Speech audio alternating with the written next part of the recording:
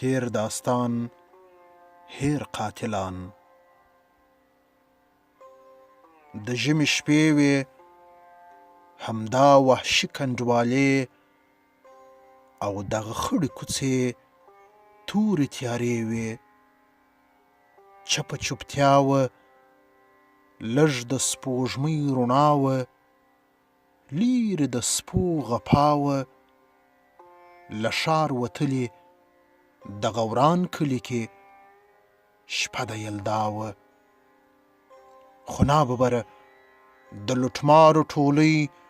د څو وحشي آدمخورانو غدۍ د پاکو پیغلو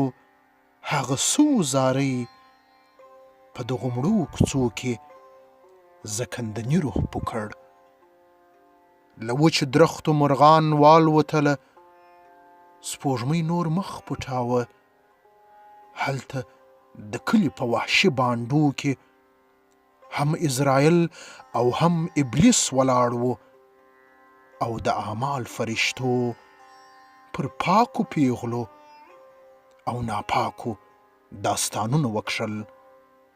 او د ښایست لوټ تصویرونه یې وکښل خو د سبا کاتبان ها د پرون قاتلان د تورو شپو محافظین وبلل او پر نامه باندې د کلي سر کې د جواهرو منارونه جوړ کړل